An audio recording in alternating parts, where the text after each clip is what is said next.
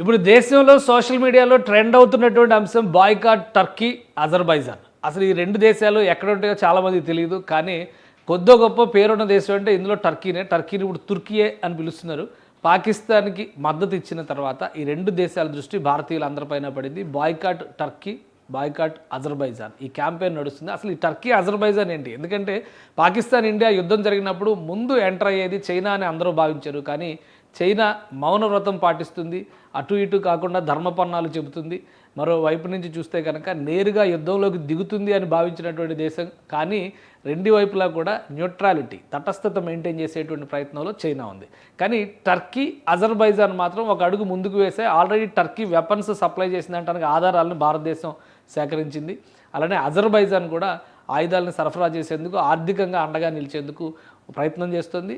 ఈ రెండింటి మధ్య, ఈ 2 దేశాలకి పాకిస్తాన్కి మధ్య సారూప్యత కేవలం మతం మినహా మరో అంశం లేదు అనేటువంటిది అయితే ప్రపంచ రాజకీయాలను పరిశీలించినటువంటి వారు ఎవరైనా చెప్పేటువంటి మాట. ఇప్పుడు టర్కీ, అజర్బైజాన్ని భారతదేశం బాయ్కాట్ చేస్తే జరిగేదేంటి? నిజానికి ఈ దేశాలతో మనకు సంబంధాలే లేవు కదా, ఏం జరుగుతుంది అని అనుకుంటున్నారా? చాలా జరిగేటువంటి అవకాశం ఉంటుంది.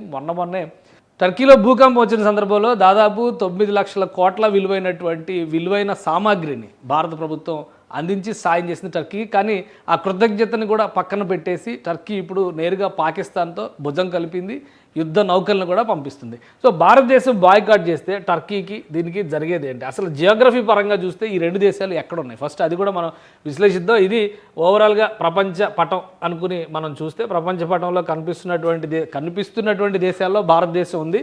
ఇక్కడ ఇండియా ఇంత పెద్దగా కనిపిస్తుంది, టర్కీ కాస్త కనిపిస్తుంది, ఇక అజర్బైజాన్ ఈ చిన్న చుక్కలా ఉన్నటువంటి ప్రదేశం అజర్బైజాన్ హిస్టరీ కూడా చాలా ఆసక్తికరమైనటువంటి హిస్టరీ. గతంలో సోవియట్ యూనియన్ నుంచి విడిపోయిన 15 రిపబ్లిక్ల్లో అజర్బైజాన్ ఒకటి. ఇది కూడా మత ప్రాతిపదికన ఆ రోజు ఉన్నటువంటి రాజకీయ ఈక్వేషన్స్ అన్నిటినీ కూడా పక్కన పెట్టి ఈ దేశం ప్రత్యేక దేశంగా ఇది ఆవిర్భవించింది.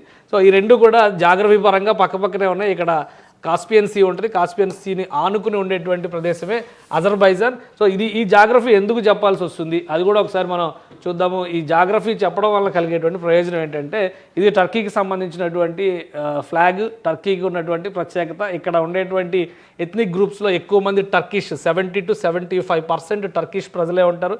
మాట్లాడేటువంటి భాష కూడా టర్కిష్ భాషే ఉంటుంది. వీళ్ళకి భాషా సారూప్యత ఇదంతా చరిత్రపరంగా చూస్తే అటోమన్ సామ్రాజ్యానికి సంబంధించినటువంటి ప్రత్యేక, ఒకప్పుడు ఇస్తాంబుల్ దీని రాజధాని మనం విన్నాం, కాన్స్టాంటినోపిల్ అని చెప్పని ప్రపంచ చరిత్రలో చదువుతాం. అదే నగరం ఇస్తాంబుల్గా మారింది ఇప్పుడు. సో ఇక్కడ ఉండేటువంటి కుర్దిష్ జనాభా కూడా ఎక్కువ. కుర్దిష్ కూడా ప్రత్యేక దేశం కోసం పోరాడుతున్నటువంటి పరిస్థితి ఉంది. సో భారతదేశానికి ఇంకొక ఆప్షన్ ఉంది టర్కీని విడగొట్టడానికి కూడా, మనం అర్థం చేసుకోవచ్చు అది. సో ఇది టర్కీకి సంబంధించిన అంశం. అయితే అజర్బైజాన్కి సంబంధించినది కూడా ఒకసారి చూద్దాం. ఇది అజర్బైజాన్. ఇక్కడ 3 జెండాల్లో కూడా క్రసెంట్ అనేది చాలా కామన్ పాయింట్ కింద కనిపిస్తుంది. ఇది అజర్బైజాన్ ఎంబ్లమ్. ఇక్కడ చూస్తే మొత్తం 94% ఎథ్నిక్ గ్రూప్స్ అజర్బైజానీ గ్రూప్స్ కింద ఉన్నవాళ్లే. ఇక్కడ 94% వాళ్ళే ఉన్నారు. Official language Azerbaijani. సో ఒక రిలీజియన్ తప్పితే వీళ్ళ మధ్య కామన్ పాయింట్ ఏం లేదు. ఇక్కడ ఇస్లాం 97% మంది ఇస్లాం ప్రజలే ఉన్నారు. కాబట్టి ఈ ఒక్క పాయింట్తోనే ఈ 3 దేశాలు ఒకటైనది తప్పితే మరొక మార్గం లేదు. ఇక జాగ్రఫీ పరంగా చూస్తే ఇంత డిస్టెన్స్లో ఉంటుంది భారతదేశం. ఇక్కడ ఉంటే అజర్బైజాన్ కానీ టర్కీకి సంబంధించినటువంటి ఇది తుర్కీయే. ఇక్కడ మనం జూమ్ చేసే కొద్ది కనిపిస్తుంది, ఇది తుర్కీయే, ఇది అజర్బైజాన్, ఇది కాస్పియన్ సీ. సో ఇక్కడ ఈ సముద్రం తీరంలో ఉండడము, చారిత్రక నగరాలు కావడం అనేది ఈ రెండింటికి బాగా కలిసి వస్తున్నటువంటి అంశం. అందుకనే గత 15-20 ఏళ్లుగా టూరిజంని పెద్ద ఎత్తున ప్రొజెక్ట్ చేస్తున్నారు. టర్కీని యూరోప్లో వచ్చినప్పటికీ కూడా సిక్ మ్యాన్ ఆఫ్ యూరోప్ అంటారు. అంటే ఈ దేశం యూరోప్లో ఉన్నటువంటి దేశాలన్నింటిలో కూడా వీకెస్ట్ కంట్రీ అనేటువంటి అభిప్రాయం ఉంది. సో వీళ్ళని ఈ మధ్యకాలంలో బాగా కలిసి వచ్చినటువంటి అంశం ఏంటంటే టూరిజం. సో భారతీయులు ఈ 2 దేశాలని సందర్శించడం వల్ల కలిగే ప్రయోజనం ఏంటి? ఒకసారి ఆ డేటాను కూడా మనం విశ్లేషించేటువంటి ప్రయత్నం చేద్దాం. ఇక్కడ వస్తున్నటువంటి అంశాల ప్రకారం చూస్తే 2,75,000 మంది భారతీయులు ప్రతి సంవత్సరం టర్కీ, అంటే లాస్ట్ ఇయర్ 2024లో కూడా టర్కీకి వెళ్ళారు. అలానే 2.5 లక్షల మంది భారతీయులు అజర్బైజాన్కి వెళ్ళారు. అజర్బైజాన్ క్యాపిటల్ బాకు. ఇవన్నీ కూడా హిస్టారికల్ ప్లేసెస్ కావడంతో అక్కడ ఉండేటువంటి క్లైమేట్ కండిషన్స్ కావచ్చు, నేచర్ అట్రాక్షన్స్ కావచ్చు, వీటన్నిటిని ఆస్వాదించేందుకు ఈ మధ్య కాలంలో మన దేశంలో టూరిజం పట్ల ఆసక్తి పెరిగింది కాబట్టి అలాంటి ప్రాంతాలకు వెళ్తున్నారు. కాస్ట్ వైజ్గా కూడా ఇవి యూరోప్లో స్విట్జర్లాండ్కి వెళ్ళాలంటే ఎక్కువ ఖర్చు అవుతుంది, కానీ టర్కీకి వెళ్ళడానికి ఖర్చు తక్కువ అవుతుంది. సో అట్లా చాలామంది ఇండియన్ మిడిల్ క్లాస్ వాళ్ళు పెళ్ళిళ్ళకి సంబంధించి కానీ ఈవెంట్స్కి సంబంధించి కానీ వెకేషన్స్కి సంబంధించి కానీ వీటిని మంచి డెస్టినేషన్స్గా ఎంచుకుంటున్నారు. సో ఆ క్రమంలోనే ఈ మధ్యకాలంలో ఇండియాతో ఈ ప్రాంతాలకి అనుబంధం కూడా బాగానే పెరిగిందని చెప్పని మనం అర్థం చేసుకోవచ్చు. కానీ ఇప్పుడు జరుగుతున్నటువంటి పరిణామాల వల్ల ప్రతి ఒక్కరూ ఇస్తున్నటువంటి నినాదం బాయ్కాట్ అజర్బైజాన్, బాయ్కాట్ టర్కీ అనేటువంటి మాట చెప్తున్నారు. సో ఒకవేళ అది అమలు చేస్తే ఏం జరుగుతుంది? Indian tourist arrival to Azerbaijan increased 68% during 2022-24. ఇది చాలా ఇంపార్టెంట్ ఫ్యాక్టర్. లాస్ట్ 2 ఏళ్లలో 68% పెరిగింది అజర్బైజాన్కి వెళ్ళేటువంటి భారతీయ టూరిస్టుల సంఖ్య.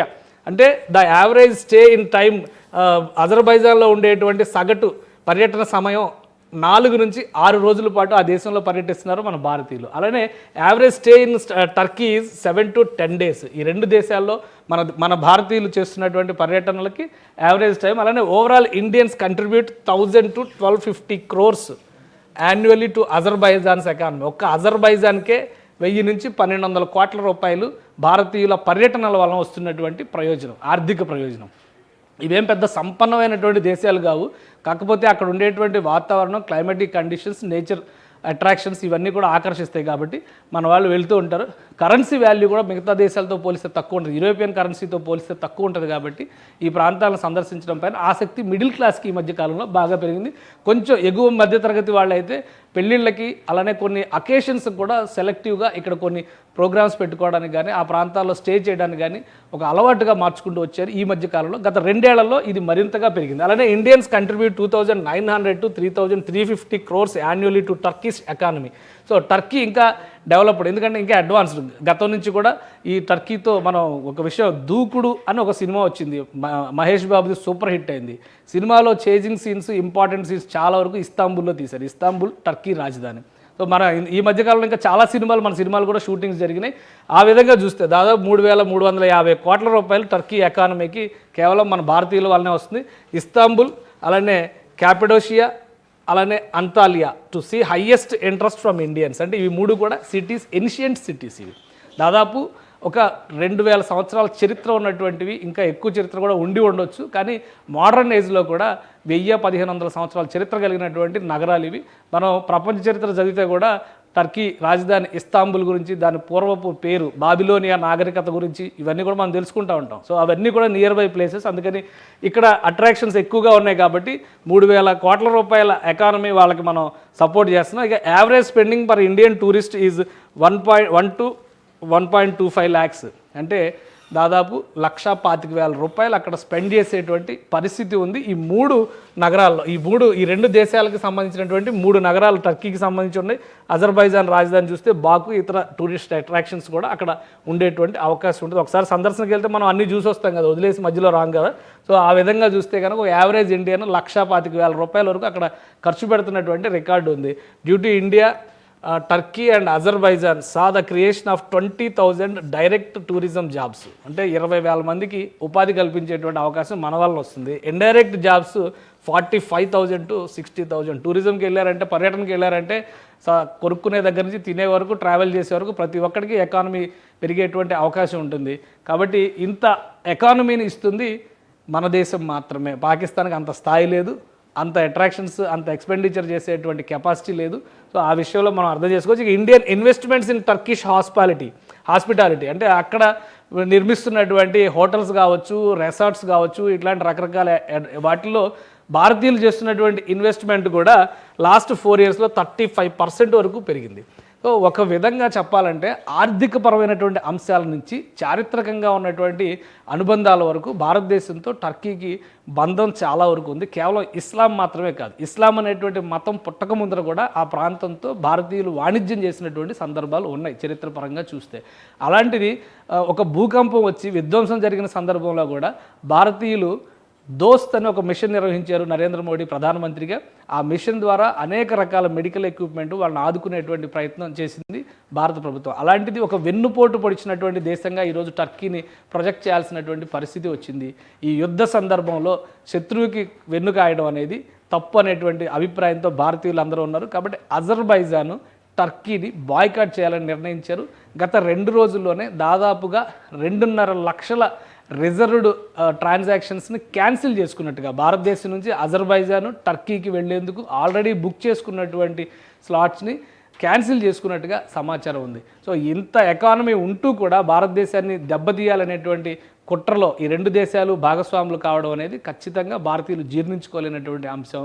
చైనా సంగతి పక్కన పెడితే ఈ రెండు దేశాలు చేస్తున్నది దూరంగా ఉన్నప్పటికీ కూడా సైనిక పరంగా కానీ ఆయుధ సంపత్తి పరంగా కానీ ఈ రెండు అందిస్తున్నటువంటి తోడ్పాటు వల్లే పాకిస్తాన్ మళ్ళీ యుద్ధం చేసేటువంటి ప్రయత్నం చేస్తుంది. లేదంటే మొదటి రోజు దెబ్బతోనే కుదేలయ్యేది అనేటువంటి అభిప్రాయం అంతర్జాతీయ నిపుణుల విశ్లేషణలో కూడా కనిపిస్తుంది. కాబట్టి బాయ్కాట్ టర్కీ, బాయ్కాట్ అజర్బైజాన్ అనేటువంటి నినాదం సోషల్ మీడియాలోనే కాదు భారతీయుల గుండెల్లో కూడా ఇప్పుడు మారుమోగుతోంది.